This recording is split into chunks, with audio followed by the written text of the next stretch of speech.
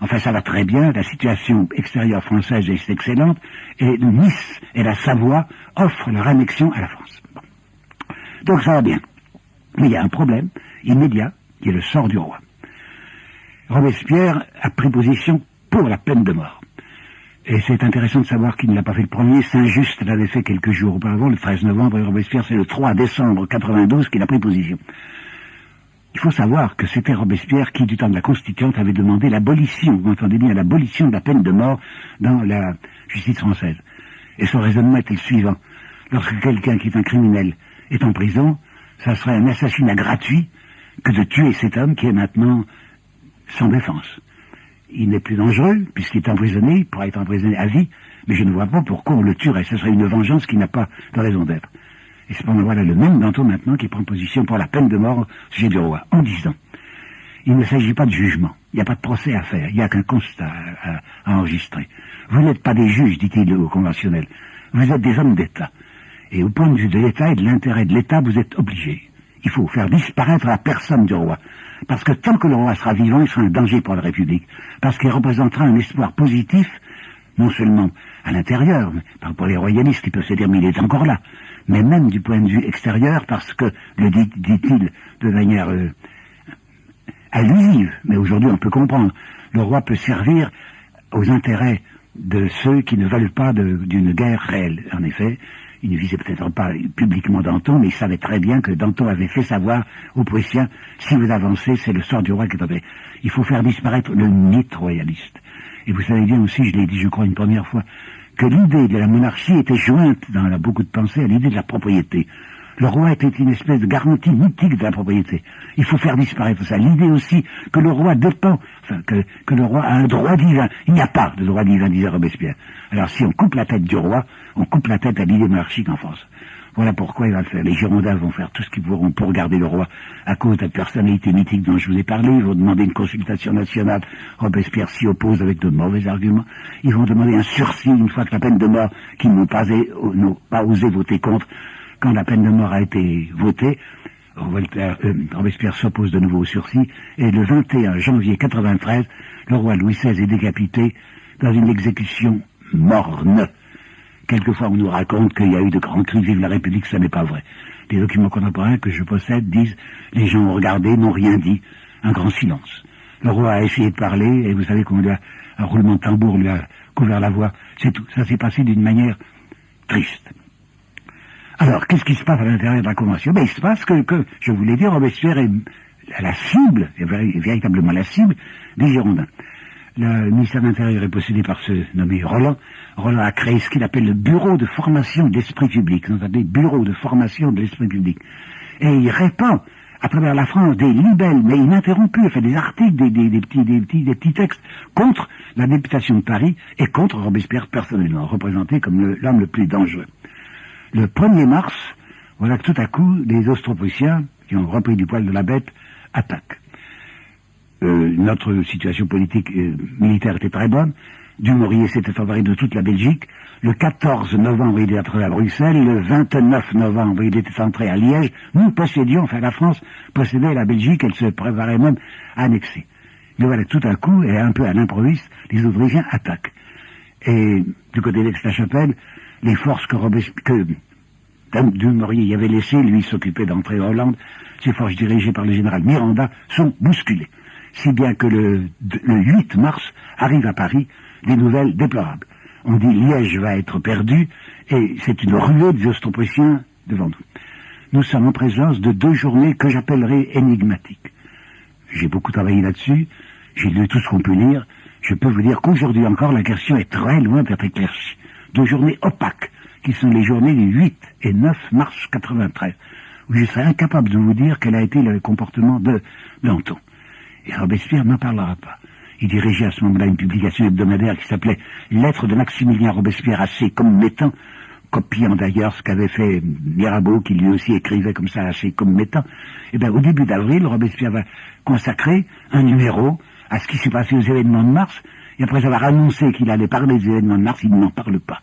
Je ne sais pas. Ce que je peux vous dire, qu'il y a eu commencement de mouvement populaire, qu'on se demande si Danton n'était pas derrière, qu'à ce moment-là, il y avait une tragédie du côté de Dumouriez, que Dumouriez va aller beaucoup plus loin que Lafayette. Lafayette, lui, ne veut pas servir la République, alors il a démissionné, il s'est retiré, il s'est même fait prisonnier des Autrichiens, tandis que Dumouriez va passer à l'ennemi, il s'est fait battre, il a reçu une défaite, il a essuyé une défaite à Neerwinden, et il va aller trouver les Autrichiens, et il va mettre, écoutez bien, son épée au service de l'Autriche. Donc c'est exactement un traître. Cependant, Danton a protégé Dumouriez jusqu'au bout, et tout ce qui a résulté de cette vaguement tentative d'insurrection des 8 et 9 mars, c'est que le 10 mars, Danton va faire voter l'institution du tribunal révolutionnaire. Ce tribunal révolutionnaire que Danton fait créer personnellement le 10 mars 93, c'est ce tribunal révolutionnaire qui lui fera couper la tête un an plus tard. Robespierre se préoccupe de la Constitution, puisque la Convention est là qu'une constituante numéro 2 pour faire une Constitution républicaine, et il voudrait que soit modifié le droit de propriété. Et il prend un exemple. Premier exemple, il dit la liberté. Vous savez bien que la liberté a pour limite la liberté d'autrui. Réfléchissons maintenant au droit de propriété, et j'évoque devant vous, disait-il à la tribune, ce vaisseau, je me trompe, ajoute-t-il, non, ce cercueil flottant, où sont entassés des hommes, des femmes et des enfants à la peau noire. Vous n'avez pas détruit la traite des Noirs. Alors le propriétaire de ce bateau, quand on lui demande quelle est votre propriété, il montre ce bateau, en disant ceci est ma propriété. Et Robespierre ajoute, vous pensez bien que ce n'est pas possible. Aucun homme ne peut être la propriété d'autrui. Je demande donc que dans la prochaine Constitution, le droit de propriété soit ainsi rédigé. Ce droit de propriété ne peut préjudicier ni à la sûreté, ni à la liberté, ni à l'existence de nos semblables. Eh bien, les Girondins sont naturellement fous furieux contre lui. Il faut savoir que les Girondins avaient une doctrine là-dessus. Cette doctrine, c'était le libéralisme économique impitoyable, puisque Roland, ministre de l'Intérieur, quand on lui avait demandé ce qu'on peut faire pour essayer de limiter les disproportions monstrueuses entre les riches et les pauvres, avait dit, quant aux affaires économiques, la seule chose que peut se permettre le gouvernement est de déclarer qu'il n'interviendra jamais. Vous entendez que le gouvernement n'interviendra jamais sur des questions économiques. Alors voici Robespierre qui se mêle de toucher à la propriété qui est l'arche sainte, qui est la chose à laquelle on ne touche pas, si bien qu'il n'obtiendra rien, et que les conventionnels girondins vont déclarer simplement ceci, le droit de propriété est celui de jouir et de disposer à son gré de son bien. La tension entre lui et les Girondins ne va pas cesser de croître. Les Girondins sont de plus en plus inquiets de ce qui peut se produire à Paris. Il y a derrière Robespierre, il y a les faubourgs. Il faut bien se rendre compte que si le marais, c'est-à-dire le centre, qu'on appelle aussi le ventre, qu'on appelle la plaine, simplement, si ces gens-là, qui sont l'immense majorité de la Convention, n'osent pas bouger, c'est qu'ils ont peur de ces faubourgs qui soutiennent Robespierre. Robespierre est l'élu des petites gens de Paris.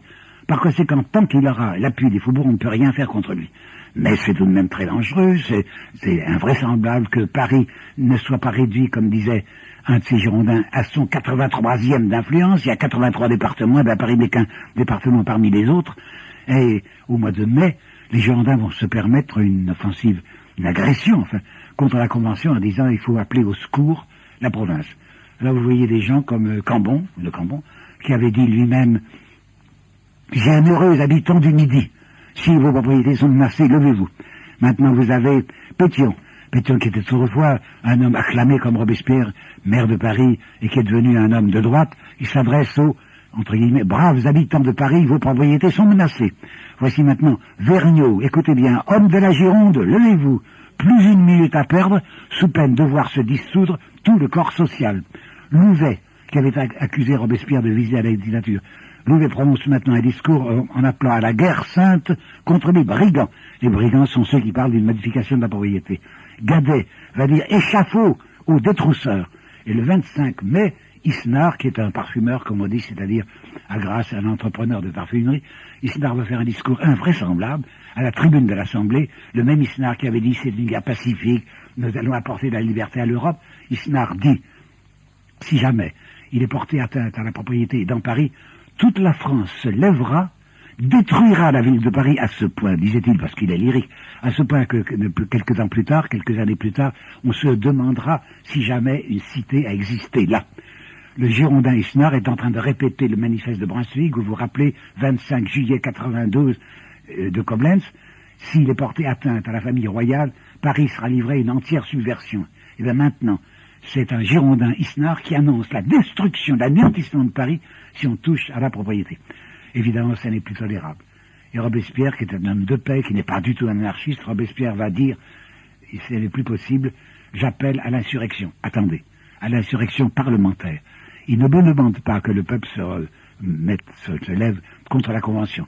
Il veut un respect de la Convention. Mais en réalité, le peuple va se lever. Le 30 mai et le 2 juin, la Convention va être investie. Henriot, avec ses gardes nationaux plébéiens, va même diriger ses canons contre les conventionnels. Robespierre va être mal écouté lorsqu'il dira n'allez pas trop loin, et surtout ne pas toucher à la vie de ceux dont nous allons prononcer la déchéance. Une insurrection parlementaire en ce sens que c'est la Convention elle-même qui va s'amputer d'un certain nombre de députés. Il y en aura 32, simplement 32, qui vont être mis à l'extérieur. C'est tout de même un attentat à la représentation nationale. Michelet va déchirer ses vêtements, il va dire c'est le grand crime de la Révolution, c'est le moment où la Révolution a mal tourné. Mais Lamartine, dont je vous ai parlé, Lamartine dira encore 6 mois de ce gouvernement et c'en eût été fini de la France et comme nation et comme république. Robespierre est indulgent à l'égard de ces conventionnels qu'il rejette. On a parlé d'exécution et il a dit surtout pas. Je vous demande simplement qu'ils soient assignés à résidence dans leur domicile, dans leur domicile parisien, et que s'ils donnent leur parole d'honneur de ne pas quitter Paris, on les laisse en liberté. Vous vous doutez bien que la plupart du temps, cela va se sauver, sauf un homme comme Vergniaud qui a donné sa parole d'honneur et qui la tiendra, ce qui lui coûtera la tête, mais la plupart des Girondins, après avoir promis qu'ils ne bougeraient pas, s'en vont en province, et ils vont faire ce qu'ils avaient annoncé. Ils vont essayer de soulever la province. Or, il y avait déjà un drame qui commençait en Vendée. C'est le 11 mars 93, qu'on avait décidé, non, on l'avait décidé au début de mars, une levée, non pas en mars, une levée de 300 000 hommes à Machecoul, en Vendée, enfin Loire-Inférieure. Les Vendéens, les réactionnaires, s'étaient jetés contre les Républicains, ça avait commencé par un carnage de Républicains. Vous savez qu'aujourd'hui, on parle avec joie de certains côtés du génocide qui serait opéré en Vendée. C'est absolument vrai que les Républicains s'y sont souvent très mal conduits et ont fait un carnage. Mais il ne faut pas oublier que ça a commencé par un carnage de Républicains à Machecoul le 11 mars.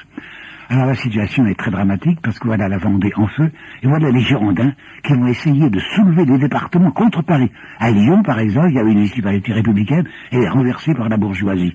Lyon se met en sécession. À la fin du mois de juin, au début du mois de juillet, si vous voulez, 93, 60, vous entendez bien, 60 départements sur 83 sont en état d'insurrection. Le 10 juillet 93, il y avait un renouvellement du comité de salut public. Ce comité avait été élu le 6 avril, et dans des conditions assez curieuses. Danton avait fait le 1er avril un discours déchaîné contre les Girondins, puis le 4 avril, il avait été tout gentil, tout conciliant, il avait dit rapprochons-nous, rapprochons-nous fraternellement.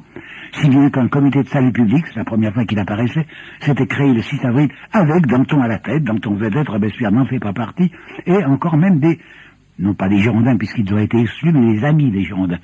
Comité de salut public qui se conduisait fort mal, qui ne faisait rien d'intéressant, qui au point de vue de la Vendée se conduisait très mal parce que on avait envoyé là-bas le général Westermann, qui était un personnage suspect, et qui avait levé à Paris des volontaires à 500 livres, d'où le ridicule. Ces volontaires à 500 livres, 500 francs immédiatement pour quelqu'un qui allait combattre en Vendée. La plupart de ces gens qui appartenaient, hélas, à la racaille parisienne, avaient considéré la Vendée comme un lieu de pillage et de viol, si bien que les troupes républicaines se faisaient régulièrement battre. Ce malheureux comité de salut public ne faisait rien d'efficace, et le 10 juillet 93, renouvellement. Le comité de salut public doit être renouvelé tous les mois, le 10 juillet c'est le renouvellement. Et alors là, figurez-vous que Danton décide de se retirer. Pourquoi ? Oh, vous savez, comme il fait, Danton, c'est un homme qui parlait beaucoup de choses sexuelles, et comme il venait de se remarier, il avait perdu sa femme en février, en juin, il s'était remarié avec une gamine qui avait pas 16 ans. Alors il disait, il aimait beaucoup taper sur le ventre de ses copains, et tu douais, alors tout le monde. Et il disait, mais j'ai tellement de choses à apprendre de cette petite, foutez-moi un peu la paix, laissez-moi vivre ma vie d'homme marié. En réalité, c'est que Danton trouve que la situation est très dramatique, qu'il y a toutes les chances que ça tourne mal, et qu'il se réserve. Il ne veut plus de responsabilité, il veut se mettre dans la coulisse. Le 10 juillet, entre le comité de salut public 3 amis de Robespierre. Il y a Saint-Just, il y a Couthon, Et il y a Jean Bon Saint-André, dont on parle peu parce qu'il suivra la Révolution, mais il était vraiment robespierriste. Et ils disent à Robespierre, voilà que dans se retire, écoutez, c'est votre place. Et Robespierre refuse. Robespierre n'entre pas au comité de salut public, alors on lui ouvre cette porte le 10 juillet. Pourquoi? Eh bien, vous savez, première chose à vous dire, et qui sera importante, puisque nous étudions la personne même de Robespierre, c'est un homme malade. Il a des mouvements convulsifs, des yeux, du cou, des épaules. Il a certainement un déséquilibre nerveux. Et d'autre part, c'est un homme qui est en très mauvaise santé, qui est obligé assez souvent de prendre des congés réguliers. Et je me risque un peu, puisque je ne sais pas. Mais je penserais volontiers qu'il avait ce que l'on appelle alors la phtisie, qu'on appelle aujourd'hui la tuberculose. Alors il dit, ce n'est pas avec la santé que j'ai que je peux prendre la responsabilité pareille. Nous sommes le 10 juillet, et le 12 juin, Robespierre, au Jacobin, a dit, je pense que je serai conduit à démissionner. Tiens, il veut démissionner, à cause de sa santé. Et le 10 juillet, on dit, il veut te placer là, il dit non. Mais voilà que le 27 juillet, vous me suivez, le même mois, 27 juillet, une vacance se produit au comité de salut public, et Robespierre va dire oui. Tiens, qu'est-ce qu'ils ont passé? Ben, à mon avis, il s'est passé le 13 juillet. Le 13 juillet, Marat a été assassiné. Vous savez bien, il a été assassiné par une Charlotte Corday, qui s'est conduite d'une manière ignominieuse, parce qu'elle savait que Marat était un homme très généreux, et qu'elle lui a fait passer un billet disant, je sais bien qu'il suffit d'être malheureux pour être accueilli par vous. Alors le pauvre Marat, qui était dans son bain parce qu'il avait des ulcères, et qu'il avait un bain tiède, fait entrer la jeune fille, qui immédiatement sort un poignard et le lui enfonce dans le cœur. Elle avait bien étudié l'anatomie. Alors Robespierre se dit, voilà une mort intéressante, une mort qui signifie quelque chose. Voilà un martyr républicain. La mort de Robespierre sert nos idées. Et moi je suis probablement condamné à mourir rapidement. Et il va le dire, je ne suis pas fait pour vivre longtemps. Et si je prends la parole, dit-il, le 14 juillet, le lendemain de la mort, c'est parce que je me sens promis aux honneurs du poignard. Je me sens promis aux honneurs du poignard. Et quand il dit ça, ben, il n'est pas loin de la mort, en effet. Alors j'ai l'impression que si Robespierre accepte le 27 juillet ce qu'il a refusé le 10 juillet, c'est parce qu'il veut mourir en combattant plutôt que de mourir bêtement dans son lit. Il se constitue cible, puisqu'il dit « je m'attends moi-même à avoir les honneurs du poignard ». Eh bien, regardons-le de très près, parce que ce 27 juillet 93, il a très exactement 365 jours à vivre, puisqu'il va tomber le 27 juillet 94. Alors voilà Robespierre au pouvoir. Et bien cette fois, on va agir, je vous assure, on va agir. Du côté de Lyon, par exemple, on va décider que Lyon sera investi par une puissante armée républicaine à partir du 6 août. Du côté de la Vendée, on va obtenir que Kléber, qui a été obligé de rendre Mayence après une héroïque résistance, qui lui a valu les honneurs de la guerre, on va envoyer Kléber avec ses hommes, qui sont des soldats courageux, on va les envoyer en Vendée.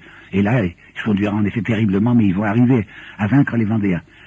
Si bien que maintenant, la France se conduit du point de vue militaire d'une autre manière, certes, qu'elle l'avait fait sous le pseudo-comité de salut public du 1er avril. Robespierre a pris une décision sur laquelle on insiste peu, et je veux y insister. Robespierre a décidé que ça n'est pas toujours aux soldats qu'il fallait faire porter la responsabilité des échecs, et qu'il fallait penser à la responsabilité des généraux. C'est une chose scandaleuse. S'en prendre aux généraux, c'est inimaginable. J'ai étudié, vous le savez, peut-être aussi la guerre de 1870-71, une guerre volontairement perdue par les généraux. Vous n'imaginez pas la stupeur que j'ai eue lorsque je me suis aperçu que plusieurs numéros du journal officiel étaient remplis de promotions et de décorations pour les généraux, pour les officiers supérieurs qui s'étaient si mal conduits. Est-ce que vous savez que le 26 mai 1940, alors que nous avions subi, nous Français, le désastre que vous connaissez devant Sedan avec les responsabilités de plusieurs généraux étaient engagées, savez-vous que le maréchal Pétain, qui était à ce moment-là ministre de Reynaud, lui écrit une lettre furieuse, une lettre insolente, 26 mai 40, en disant « Je vous interdis de frapper quelques généraux que ce soit. Je ne veux pas de punition pour l'armée. » Et bien Robespierre, lui, a décidé que les généraux seraient punis. Et on va voir se succéder à la guillotine des généraux français, en particulier Custine. Et je dois dire mon admiration pour la circulaire que Robespierre va signer à la fin de cette même année, 3 décembre 93, 2 signatures, Saint-Just et Robespierre. L'insubordination des généraux est la pire dans une république. Dans un État libre, c'est le pouvoir militaire qui doit être le plus astreint.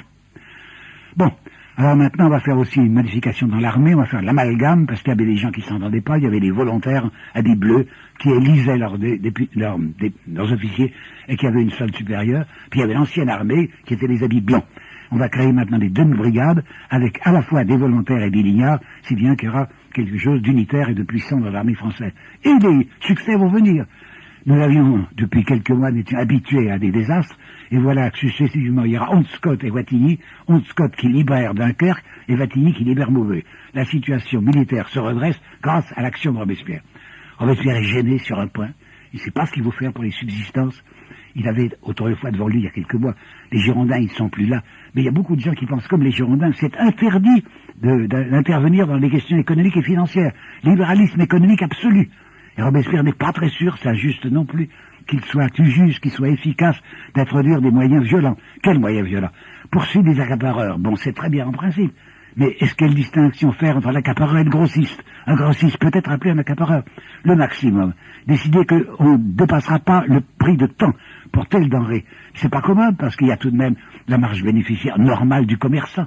Alors il est là qui est très hésitant et Sainte-Beuve. Et non, Saint-Just lui dit aussi, je ne suis pas très sûr que les méthodes autoritaires du point de vue économique soient les bonnes. Alors il hésite, il ne sait pas exactement ce qu'il faut faire. Mais il est épouvanté par le comportement de M. Cambon, le richissime Cambon, qui va se vanter le 24 août de créer le grand livre de la dette pour montrer que la République se conduit mieux que la monarchie à l'égard des dettes de l'État. Mais le même Cambon va décider d'une discrimination dans le paiement des rentes qui rend Robespierre stupéfait. Ce qui a basourdi Robespierre, c'est la discrimination que Cambon a établie entre rentiers français qui touchent de l'État 1000 francs ou plus ou moins de 1000 francs. Pour ceux qui touchent moins de 1000 francs, ils seront payés en assignat. Et pour ceux qui touchent plus de 1000 francs, ils sont payés en numéraire. Or, vous savez déjà, je vous l'ai indiqué, que l'assignat perdait de sa valeur jusqu'à 30 et 35% de sa valeur. Par conséquent, on pourrait admettre que ceux qui ont un petit traitement, une petite rente de 1000 francs soient payés en numéraire. Pas du tout. Ce sont les plus pauvres qui sont punis. Et ceux qui touchent des numéraires, c'est-à-dire de l'argent solide, ce sont que ceux qui ont plus de 1000 francs. Robespierre en est atterré, mais il peut rien faire. Et d'autre part, il est épouvanté aussi parce que Saint-Just avait appelé l'émission abusive du cygne, c'est-à-dire le nombre d'assignats. Et bien, figurez-vous que pendant l'été 93, 2 milliards nouveaux d'assignats ont été répandus. Ils n'osent rien faire. Voilà qu'en septembre se produit un drame dans Paris, qui ressemble un peu à ce qui s'est passé au mois de mars. Une horrible nouvelle survient. C'est Toulon qui a été livré aux Anglais par les 2 amiraux français qui dirigeaient en Méditerranée, l'amiral Chosgros et l'amiral Trogoff, qui se sont remis entre les mains des Anglais et qui ont permis aux Anglais de débarquer dans Toulon. Alors un mouvement d'agitation se produit dans Paris, des gens qui crient la faim, qui crient du pain, parce que l'été a été très sec et que beaucoup de moulins à eau n'ont pas pu travailler, si bien que les arrivages de pain ont été irréguliers dans Paris. Robespierre va avoir accentué l'allure gauchiste, si vous permettez, de son gouvernement, puisqu'on va le voir qui va accueillir l'idée d'une armée révolutionnaire, attention, une armée dans Paris, une armée de prolétaires, ils sont 2000, et ils ont une guillotine avec eux, et qui surveillera le ravitaillement de Paris. Deuxièmement, il va faire entrer au gouvernement, il va faire entrer au comité de salut public 2 hommes de gauche, carrément de gauche, l'un s'appelle Collot-d'Herbois, l'autre s'appelle Billaud-Varenne, ce qui compensera l'entrée de Carnot et de Prieur de la Côte d'Or qu'on lui avait imposé le 14 août et qui sont des conservateurs. D'autre part, un prêtre constitutionnel, l'abbé Royer, qui était évêque de Chalon-sur-Saône, je crois, en Saône-et-Loire, va demander de mettre la terreur à l'ordre du jour. Et pour se faire bien voir de la gauche, Danton va demander au moins une tête par jour. Et bien Robespierre va en effet accentuer sa politique de gauche. Et même, on va le voir, plus favorable aux gens d'ultra. Les ultras, c'est les extrémistes de la Révolution, qu'aux gens qui sont des indulgents. Des indulgents vont se manifester avec Camille Desmoulins, avec Danton dans la coulisse, et les ultras, c'est les hébertistes. Eh bien, en janvier et en février, la situation militaire se rétablit, je vous l'ai dit, et Mallet Dupont, qui est un jeune roi au service des princes, va communiquer à Lord Elgin, qui va livrer ça à Vienne, un très remarquable document, où ce Mallet Dupont, qui est un observateur, dit « Nous sommes obligés de reconnaître que les troupes des coalisés, enfin les troupes, c'est-à-dire autrichiennes et prussiennes, ne disposent que de ce qu'il appelle des soldats matériels, indifférents à la cause qu'ils défendent. Ce sont, comme je vous le disais, des robots, quoi, des Sénégalais ou c'est la Légion étrangère. Tandis qu'en face, les soldats de Robespierre sont pleins d'élan. Et il faut reconnaître que la politique de dureté à l'égard du maximum a donné des résultats, parce que voici que la signa remonte. Alors, Robespierre est encouragé à commencer d'indiquer le fond de sa pensée. Le fond de sa pensée, il l'a livré brusquement le 21 novembre 1993, lorsque s'est produit un mouvement inattendu et qui le contrarie beaucoup. C'est ce qu'on appelle le mouvement de la déchristianisation. Et les 10 dernières minutes de cet exposé, je veux les consacrer à la pensée philosophique de Robespierre. Robespierre est quelqu'un qui a été catholique pratiquant puis qui a cessé de l'être, mais quelqu'un qui est très enthousiasmé par Jean-Jacques Rousseau. Il est même allé voir, il avait 20 ans juste, Jean-Jacques, quelques mois avant que Jean-Jacques ne meure, il était encore étudiant à Louis-le-Grand. Jean-Jacques était chez le marquis de Girardin à Ermenonville, et le jeune Robespierre, qui avait 20 ans juste, est allé voir Jacques Rousseau, qui sans doute a bien accepté de lui serrer la main. Il n'a pas fait un discours, mais c'était pour lui émouvant. Robespierre est quelqu'un qui est dans la ligne de la profession de foi des vicaires savoyards. Quelqu'un qui a parfaitement approuvé la saisie par la nation des biens nationaux, quelqu'un qui a approuvé la constitution civile du clergé, qui a même approuvé quelque chose qui me paraît déraisonnable, que les évêques soient élus par tous les laïcs du département, alors que on pourrait croire que c'est réservé aux catholiques. Non, tout le monde, si bien à ce moment-là c'est le sens. Donc ce sont les censitaires, c'est-à-dire les actifs, même s'ils sont incroyants, qui vont participer à l'élection des prêtres, des évêques, alors que les catholiques, qui sont la majorité des hommes du peuple, parce que l'athéisme est très aristocratique, eh ben ceux-là, les catholiques plébéiens, ne pourront pas voter. Pour vous dire à quel point Robespierre est conciliant. Il a été scandalisé par le refus de la moitié à peu près, la moitié du clergé français d'accepter la constitution civile du clergé, et soupçonne les prêtres non-jureurs d'être tels pour des raisons politiques beaucoup plus que religieuses. Mais voilà que quand il voit un mouvement qui ne sort pas du tout de la plèbe, qui sort de grands bourgeois, comme Anarcharsis Klotz, qui est un banquier prussien qui avait plus de 100 000 livres de rente, ou comme Léonard Bourdon, qui était un homme très considérable, ou comme des gens comme Marie-Joseph Chénier, qui n'avait pas à se plaindre du point de vue bourgeois. Nous savons aujourd'hui que c'est vrai. M. Soboul, qui était communiste, a fait une thèse très remarquable il y a une vingtaine d'années sur les sans-culottes parisiens du l'an 2. M. Soboul a dit, je n'ai jamais trouvé un seul procès-verbal de réunion populaire demandant quoi que ce soit contre l'Église. C'était donc un mouvement de gens de bien, un mouvement de notables contre l'Église, appuyé par un homme comme Cambon. En particulier, il avait été décidé qu'on allait maintenant changer de calendrier, qu'on allait faire un calendrier républicain, et quand l'évêque Grégoire, qui était un évêque jureur, avait demandé à Marie Chagnier, qu'est-ce que vous voulez? Ce que nous voulons, c'est supprimer le dimanche, dit-il, pour que les gens n'aillent plus à la messe. Remarquez que c'était un grand avantage pour le patronat, parce que les ouvriers et les travailleurs, au lieu de travailler, de se reposer tous les 8 jours, ne se reposaient que tous les 10 jours. Il n'y a plus de dimanche avec des décadis. Robespierre était extrêmement contre. Et puis il y avait eu brusquement la décision de transformer Notre-Dame de Paris en temple de la raison. Et puis il y avait encore en plus des mascarades, c'est-à-dire des défilés de gens costumés, en costume ecclésiastique, pour tourner ça en dérision, qui défilaient dans la chambre, même qui dansaient dans la convention. Et la loi qui se trouvait, un ancien ami des Girondins, qui se trouvait à leur président, leur dit, en une demi-heure, vous avez détruit 20 siècles de superstition, parce que le mot de superstition représentait la foi. Alors voilà, Cambon décide de faire voter que tous les établissements religieux, enfin toutes les églises, seront fermées, arbitrairement fermées et remises aux hôpitaux. Alors brusquement, Robespierre, qui jusqu'alors ne disait rien, intervient et dit, je m'oppose de la manière la plus absolue à tout attentat à la liberté du culte. Je ne suis pas catholique, j'ai toujours été un mauvais catholique, ajoute-t-il, mais je ne veux pas que l'on persécute ceux qui croient. Ça fait scandale. Et à ce jour-là, il ne se rend pas compte à quel point il se porte tort. Il faut vous dire qu'il avait déjà plusieurs fois manifesté des idées anti-encyclopédistes. Il n'aimait pas Condorcet parce que Condorcet était l'ami de Voltaire, et il avait une fois aux Jacobins enlevé la parole à Palissot, qui parlait contre la confession en disant ça ne nous intéresse pas.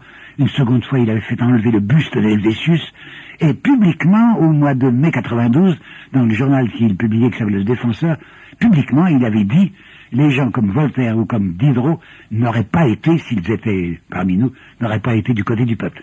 Combien il me reste? 5 minutes? Oui, c'est à peu près. Ah ben oui, bon. Alors, il va compléter cette affirmation du 21 novembre par un grand discours du 5 février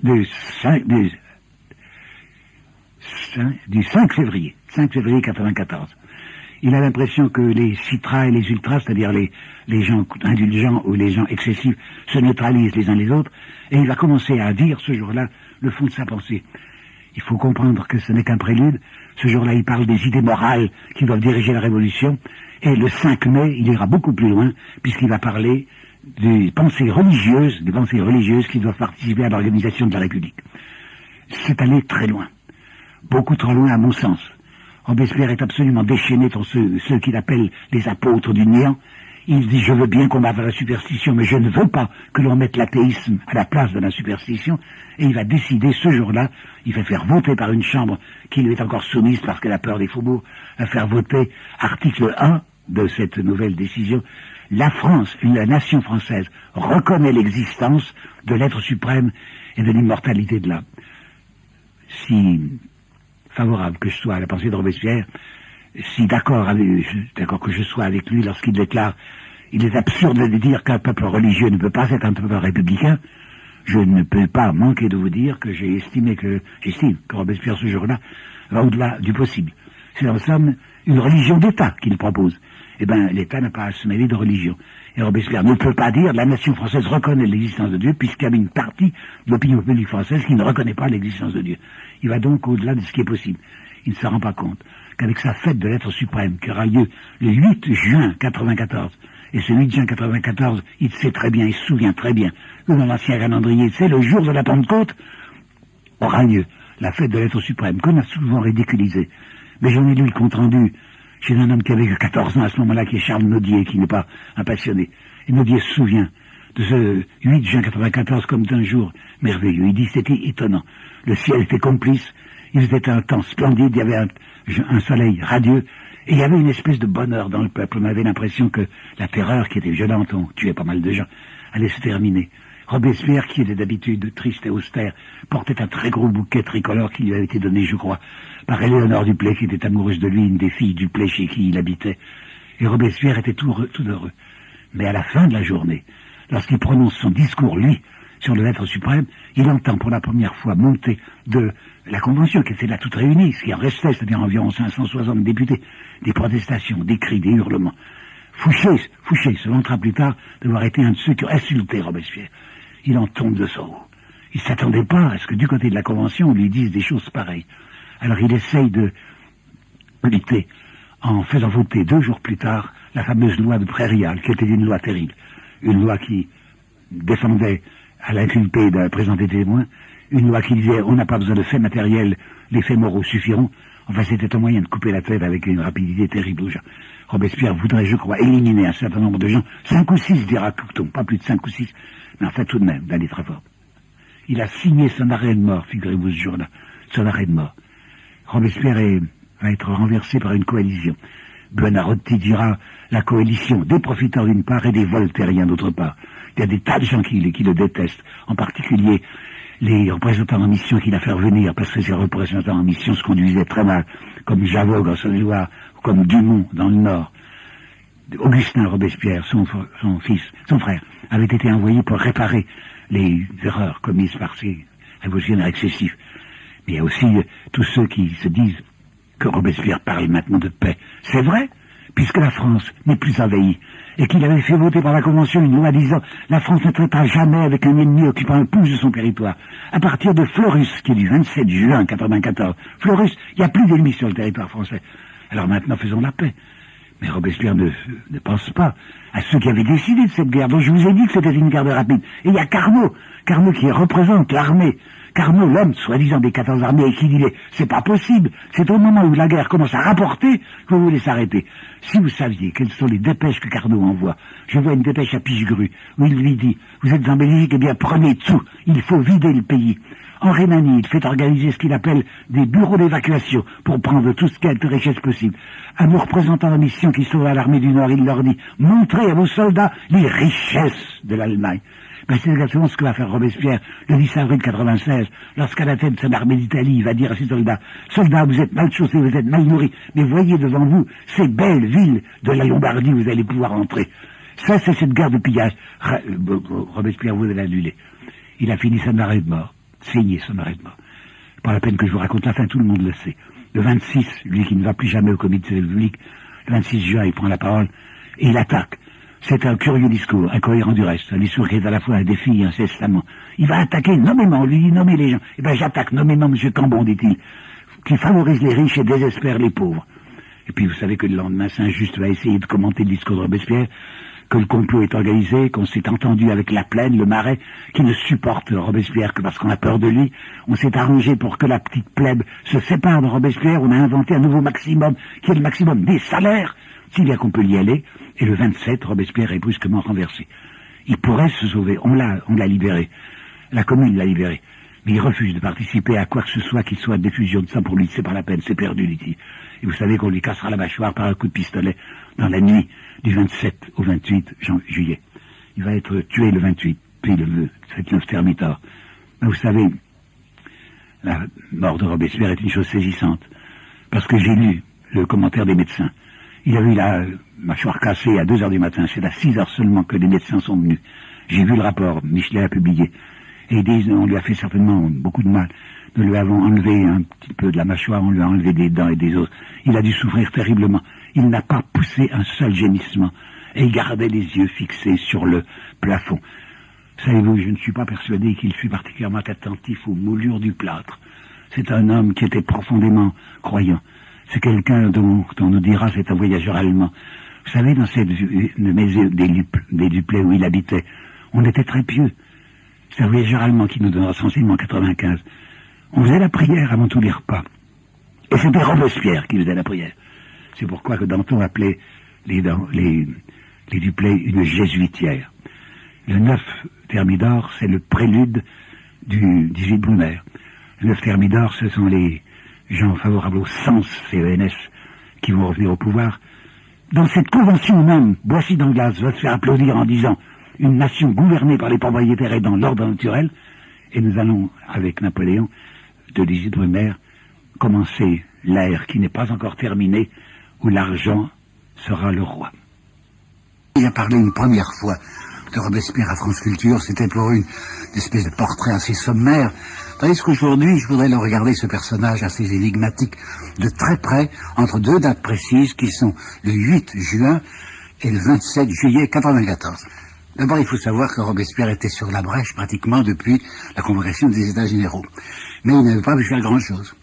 J'ai déjà parlé de lui, je vous ai raconté comment à la Constituante on lui fermait la bouche lorsqu'on ne voulait pas entendre encore Robespierre défendre la cause des pauvres. Bon, maintenant, il est député puisqu'il n'était plus pendant la législative, et il est député depuis septembre 92, député à la Convention et représentant de Paris. Il s'est aperçu tout de suite qu'il avait contre lui l'animosité féroce, je dois dire féroce, des Girondins, et particulièrement du ministre de l'Intérieur, qui s'appelle Roland, je vous l'ai dit.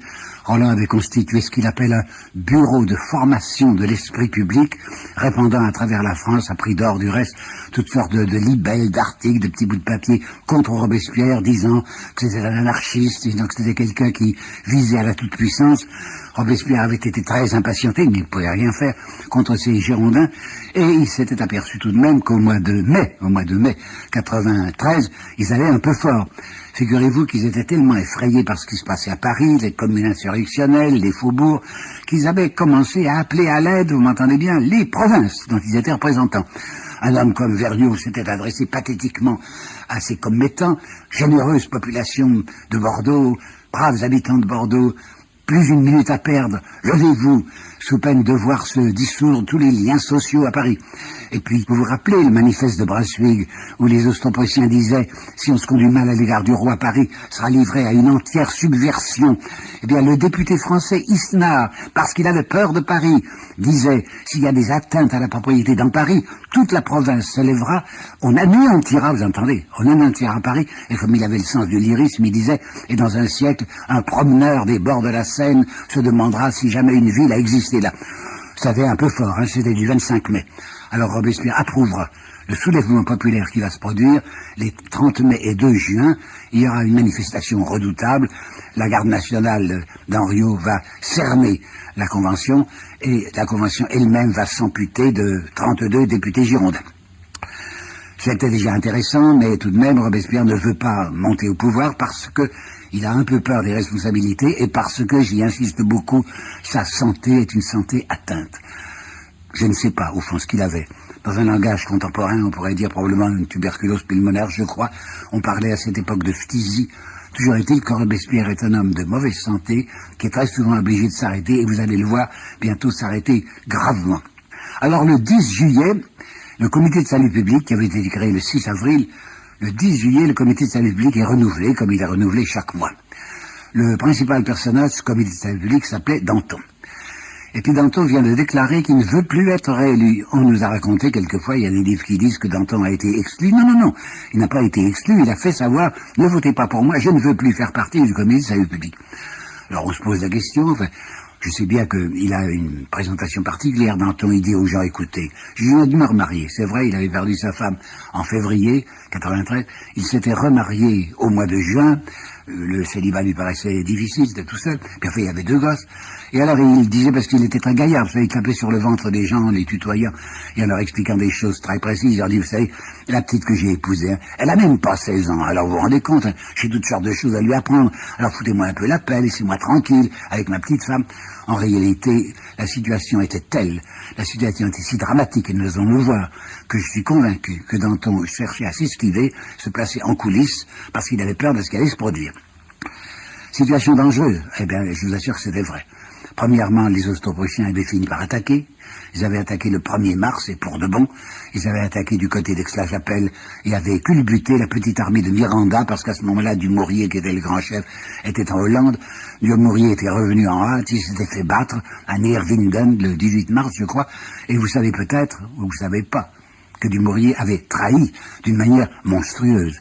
Lafayette, lui, il n'avait pas voulu servir la République. Alors il avait simplement démissionné, il s'était fait faire prisonnier par les Autrichiens. Tandis que Dumouriez, il passe à l'ennemi en offrant, écoutez bien, en offrant son épée à l'ennemi. Il dit, mais je veux bien être à vos ordres et combattre les Républicains. C'est énorme, hein. Eh bien, ça n'empêche pas que ce même Dumouriez, vous n'avez qu'à vérifier la chose, il a son nom inscrit sur l'arc de triomphe de l'Étoile parmi les grands soldats de la République. Passons. La situation militaire est donc terrible, la Belgique a dû être évacuée, la Rhénanie qu'on avait conquise assez facilement est évacuée aussi. Il n'y a que la ville de Mayence qui tient bon. Les Anglais ont envoyé un contingent autour de Dunkerque. La province se soulève. Il ne faut pas oublier qu'à la Vendée, ça existe déjà. C'est le 11 mars, vous entendez, le 11 mars 93, qu'à Machecoul, la guerre de Vendée a commencé. Et elle a commencé comment? Eh bien, elle a commencé par un carnage de républicains. Ce jour-là, le 11 mars à Machecoul, les fonctionnaires républicains ont été massacrés, exactement massacrés, oui, par la réaction royaliste. Et pourquoi? On dira plus tard, c'est dans un sentiment royaliste ou catholique. Pas du tout. À ce moment-là, il y avait une première levée d'hommes, 300 000 hommes devaient être levés, et ces Bretons et ces gens de l'Ouest qui ne parlaient même pas la langue du reste de la France disaient, mais qu'est-ce que c'est? On n'a pas envie du tout d'aller se faire tuer pour des idées qui ne sont pas les nôtres. Bon, toujours est-il que la Vendée était en feu. Et puis les Girondins, quelques-uns s'étaient échappés, et puis d'autres qui restaient en province avaient contribué à soulever la France provinciale contre Paris. Figurez-vous qu'à la fin de juillet 93, 60, vous m'entendez, 60 départements sur les 83 étaient en révolte. Et Lyon était dans une révolte militaire même, il va falloir envoyer des soldats.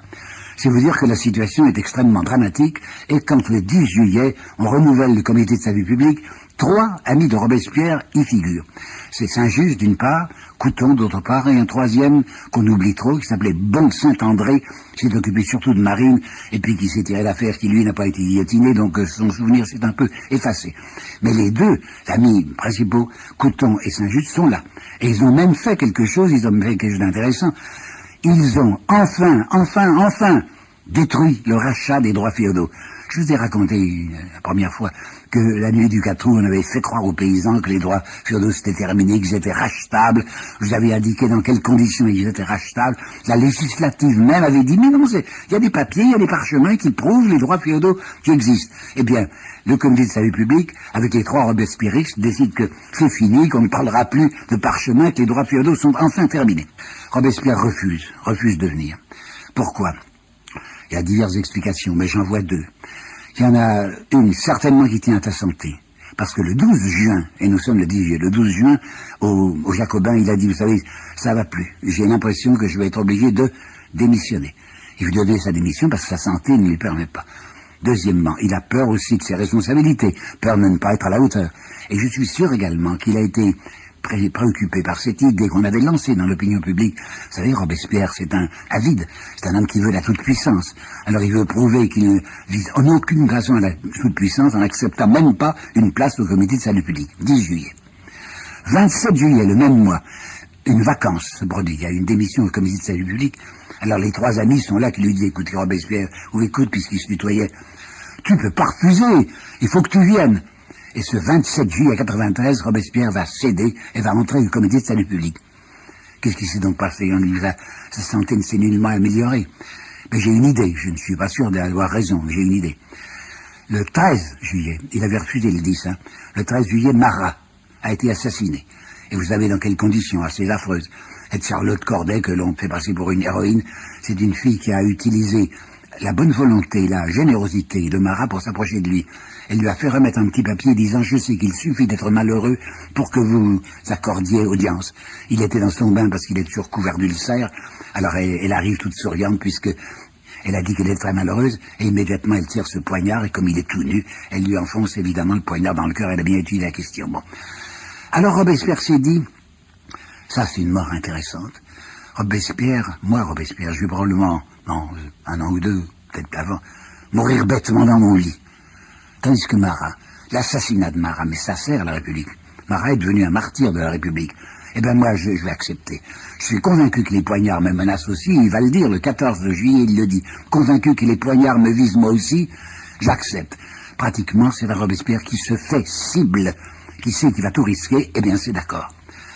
Alors voilà, Robespierre au comité de salut public, nous sommes le 27 juillet 93, il va tomber le 27 juillet 94, alors vous avez calculé, il lui a exactement 1 an et 1 jour, parce qu'on va le tuer le lendemain 28, il a 1 an et 1 jour devant lui pour travailler.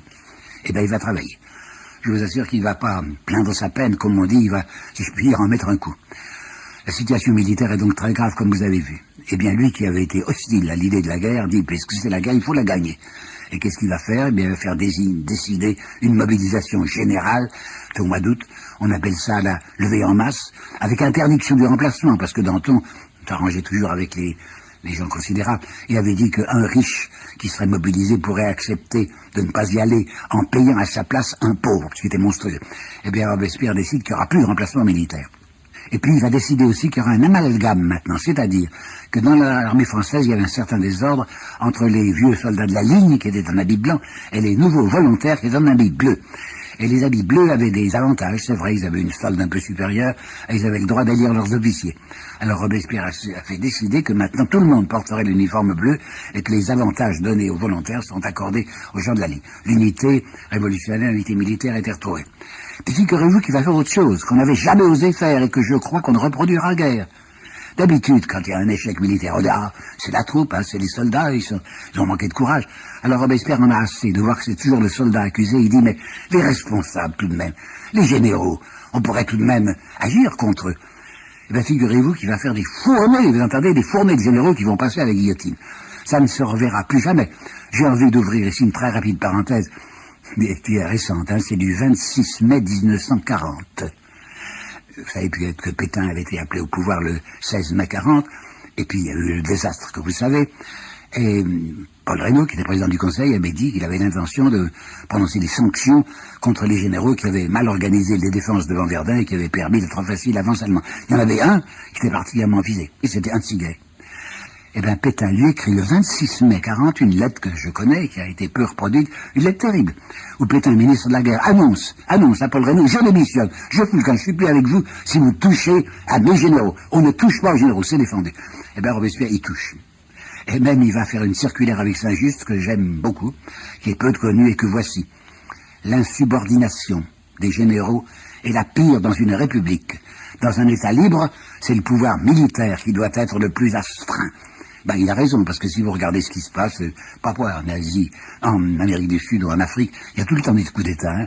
Ces coups d'État sont faits par qui? Mais toujours par l'armée. Parce que les dirigeants de l'armée sont les gens qui ont la puissance entre les mains. Ce sont eux qui ont les tanks. Alors quand on a des tanks, on peut y aller. Alors Robespierre se méfie et dit l'insubordination des généraux est la pire. Ben, vous savez, ça va réussir. Ça va réussir. Pour nous prendre des victoires vont se produire, on n'y s'attendait pas. Il y aura la victoire de Hontskoott qui va délivrer Dunkerque et la victoire de Bretigny qui va délivrer Maubeuge. L'assignat va remonter, parce que Robespierre avait accepté, en septembre, des choses qui lui paraissaient incertaines, mais enfin, il avait pensé, sous la contrainte de la population, il avait pensé qu'il fallait le faire. Il avait fait entrer au comité de salut public 2 républicains très affirmés, qui étaient Collot d'Herbois et qui étaient Billaud-Varenne. Il avait accepté surtout le maximum. De quoi s'agissait-il? Eh ben, le maximum des denrées, on ne payerait pas au-delà de temps. Et il avait fait ça d'une manière intelligente, et c'est la première fois qu'on s'occupait un peu sérieusement des pauvres gens, quoi. On avait décidé, grâce à Robespierre, qu'il y aurait une augmentation du prix des denrées et une augmentation des salaires. Le prix des denrées pouvait être augmenté d'un tiers, vous m'entendez? Un tiers par rapport à 1890, mais les salaires devaient être augmentés de la moitié. Par conséquent, avantage donné à la petite plèbe, quoi. Eh bien, ça a bien réussi, parce que peu à peu, on s'apercevait que l'assignat reprenait. L'assignat était tombé très bas, il avait perdu 60%, il va remonter, il va atteindre du 35%, c'est-à-dire, pour avoir 75 francs en numéraire, il faut seulement donner 100 francs en assignat, ce qui était possible. La chose la plus saisissante, c'est un document qui nous est parvenu de ce fameux Mallet-Dupan dont je vous ai déjà parlé. Mallet-Dupan, c'est un Genevois qui s'est mis au service des princes. Les princes, c'est le futur Charles X, le futur Louis XVIII, et au service de la cour de Vienne. Et il envoie à la cour de Vienne, ce monsieur Mallet-Dupan, une note saisissante, où il dit, vous avez vu, hein, on a eu un succès, à Hondscoot, à Wattignies, on s'est fait battre. Pourquoi? Eh bien parce que nous ne disposons, la bonne cause, quoi. Nous ne disposons, écrivait-il, que de soldats matériels, c'est-à-dire des mercenaires, qui sont indifférents à la cause qu'ils soutiennent, tandis que les armées républicaines, ce sont des gens pleins d'enthousiasme, il l'a dit, d'enthousiasme, des gens qui y croient, quoi, des gens qui en veulent. Et même, figurez-vous que M. Pitt, en Angleterre, va parler des soldats de Robespierre. Vous imaginez les jalousies que ça va produire autour de lui. Ce ne sont pas les soldats de Robespierre, ce sont les soldats de la République. Robespierre a de l'ascendant, il a du prestige, mais il est très loin d'être tout puissant.